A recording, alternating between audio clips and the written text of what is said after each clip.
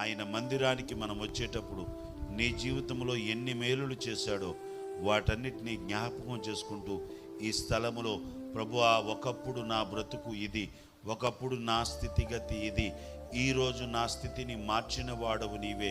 ఒకప్పుడు 3 పూటల తిండి లేనటువంటి నా బ్రతుకును ఇప్పుడు సమృద్ధి అయినటువంటి ఆహారాన్ని ఇచ్చావు.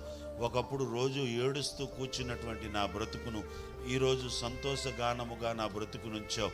ఒకప్పుడు రేపేమి జరుగుతుందో, రేపు ఎలాగుంటుందో తెలియనటువంటి నా జీవితాన్ని ఈరోజు నా జీవితంలో అద్భుతమైనటువంటి రోజుగా తీర్చిదిద్దినందుకై నీకు వందనాలు ప్రభువా అని మనము ఈ మందిరానికి వచ్చిన ప్రతిసారి కూడా ఆయన గొప్పను మనము ఘనతను ప్రియులారా పొగుడుతూ ఉండాలి.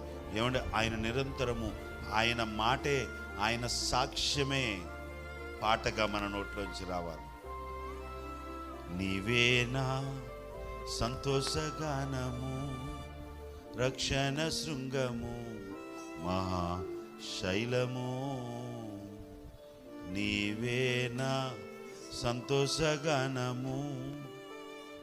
ఏమండి పిల్లారా, నీవు పాడుతున్నప్పుడు నీ బ్రతుకులో జరిగినటువంటి ప్రతి కార్యమును మనం ధ్యానం చేసుకుంటూ, పాట బయట నుంచి ఎక్కడికి రానవసరంలా, నీ బ్రతుకులో జరిగినటువంటి ఆయన చేసినటువంటి కార్యములను నీవు జ్ఞాపకం చేసుకుంటుంటే, నా బ్రతుకు నందు ఎన్నో కార్యాలు చేసావు ప్రభువా అని ఒక రాగాన్ని మనం ప్రారంభించగలిగితే, కీర్తనలు రాసినటువంటి దావీదు బయట నుంచి ఎక్కడో పాటలను తీసుకురాలేదా, తన బ్రతుకులో ఉన్నటువంటి కార్యాలను దేవుణ్ణి స్తుతించడానికే ఆయనంతలో ఆయనగానే పాటలను రచించాడు, స్తుతించాడు.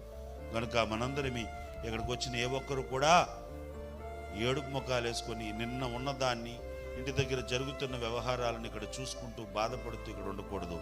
ఆయనకు ఆనందగానము చేద్దాం, ఆయనకు స్తుతిగానము చెల్లిద్దాం, ఆయన్ను గణపరుద్దాం. అటువంటి కృపతో మనందరమీ ఈ మందిరములో నిలిచి యుందుము గాక. Amen, amen. అందరికీ వందనాలు. ఈ మాటలు దేవుడు దీవించును గాక.